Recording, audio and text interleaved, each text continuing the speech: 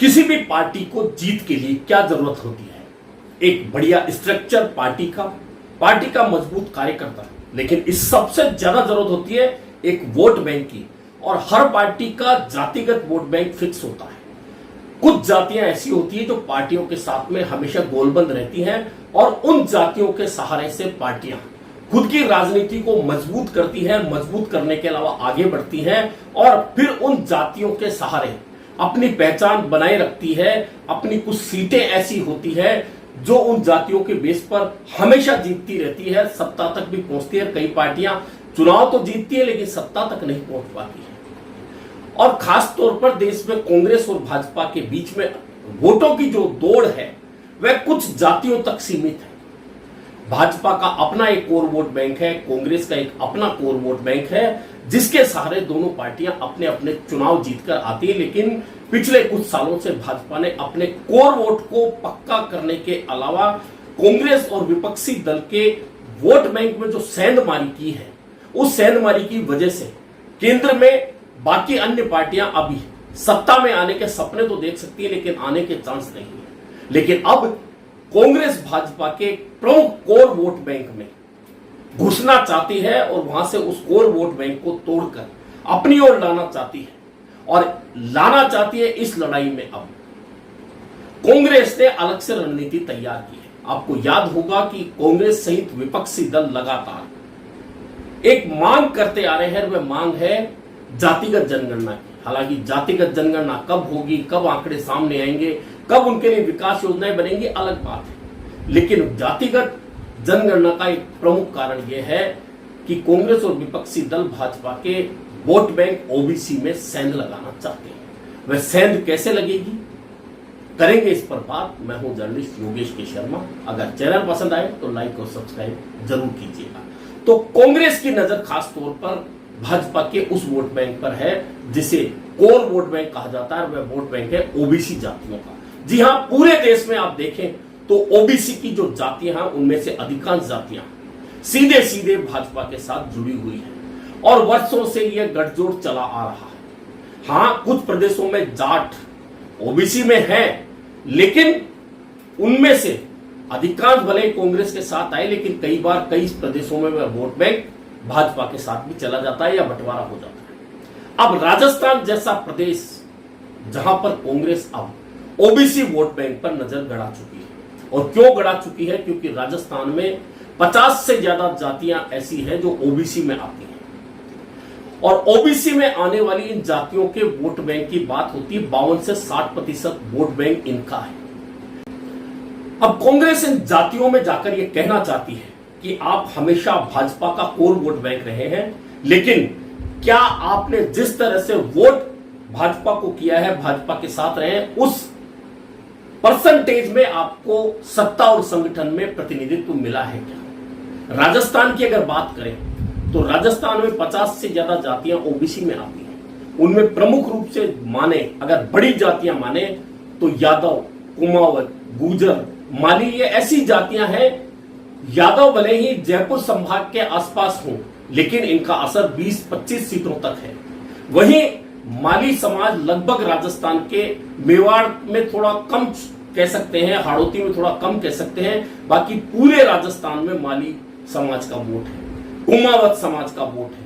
और ये ऐसी जातियां हैं इनका अधिकांश वोट हमेशा बीजेपी के साथ में जाता रहा है, और यही कारण है इन क्षेत्रों के अंदर भाजपा मजबूत रहती है। और खासतौर पर जो शहरी क्षेत्र में भाजपा की जीत के कारण है, यही जातियां हैं जो अलग अलग पैकेट में रहती हैं, लेकिन एकजुट होकर और कांग्रेस के अलावा भाजपा को वोट करती है। कांग्रेस खाली हाथ रहती है इन जातियों के वोट बैंक में। ऐसे में अब कांग्रेस चाहती है कि यह ओबीसी की जो जातियां हैं वह कांग्रेस की तरफ भी आए, और आए तो इसके लिए बाकायदा एक रणनीति बनाई गई है। आपको याद होगा कांग्रेस ने एक काउंसिल बनाई है, ओबीसी काउंसिल।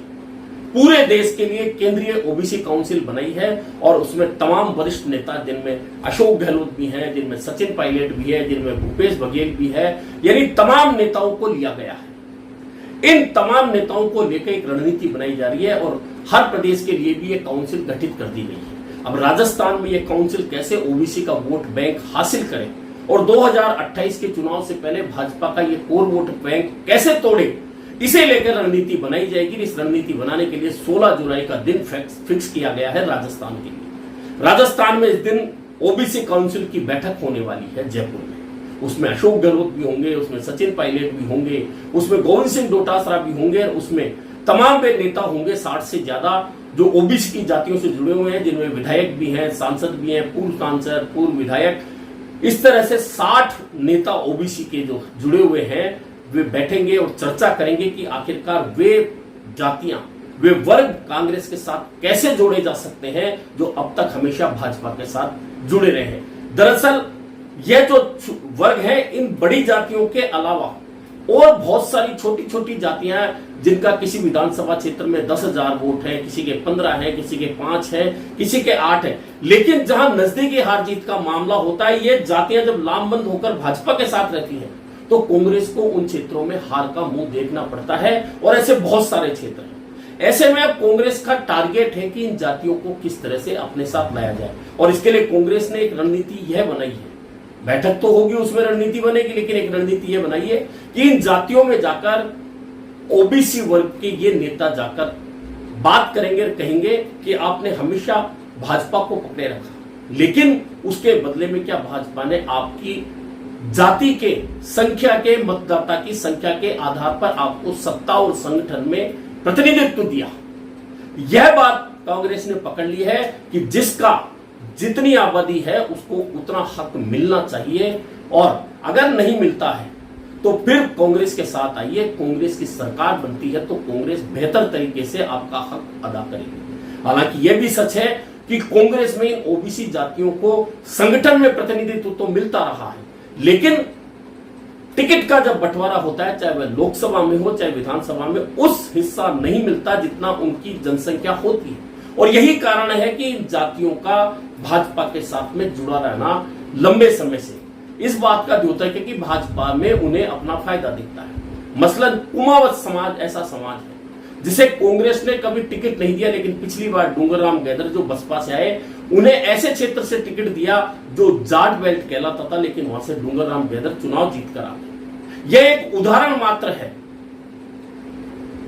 ऐसी जातियों को अब कांग्रेस टिकट देकर भी, संगठन में जगह दे रहे हैं, लेकिन टिकट देकर भी ये कहना चाहती है कि हम आपको टिकट भी देंगे, सत्ता आने पर और जगह पर एडजस्टमेंट भी देंगे, लेकिन आप हमारे साथ आइए। यही सारे विचार करने के लिए 16 जुलाई को जयपुर में कांग्रेस बैठने वाली है, और कांग्रेस बैठकर ये चर्चा करेगी कि आखिरकार ओबीसी की जो 50 से ज्यादा जातियां हैं, जिनमें अधिकांश हिस्सा भाजपा के साथ जाता है, उस हिस्से को कांग्रेस में कैसे लाया जाए। और अगर पूरा नहीं, आधा नहीं, अगर 20-30% ओबीसी की जातियों को भी कांग्रेस अपने साथ ला पाई, क्योंकि इसमें जाट वर्ग ऐसा है जो मैंने कहा ओबीसी में है, लेकिन ओबीसी की जो बाकी जातियां हैं, रावणा है, चारण है, वे कांग्रेस के साथ कभी जुड़ ही नहीं पाई है। यही कारण है कि अब कांग्रेस का फोकस इन जातियों पर है कि अपना कोर वोट बैंक, चाहे वह मुस्लिम हो, चाहे वह एससी हो, चाहे वह जाट हो, या और वर्ग जो जिस जगह उनको मिलता है, उसके अलावा ओबीसी का 20 से 30% वोट तोड़ने में भी हम सफल रहे, हमारे साथ लाने में सफल रहे, तो 2028 का सफर है वह हमारा आसान हो जाएगा। और अगर ऐसा करने में कांग्रेस कामयाब नहीं रही तो फिर भाजपा एक बार फिर आसानी के साथ में कांग्रेस को मात दे सकती है। यह बात पूरे देश में पता चल गई, लेकिन अभी भी कांग्रेस को इस पर काम करने की जरूरत है, बहुत लंबा काम करने की जरूरत है। देखना यह है कि कांग्रेस मंथन करके क्या निकालती है, और उस मंथन के बाद में क्या ओबीसी की जातियां कांग्रेस के साथ जुड़ पाएंगी, यह देखना काफी महत्वपूर्ण होगा। अभी के लिए इतना ही, फिर मिलेंगे नए मुद्दे पर चर्चा के साथ।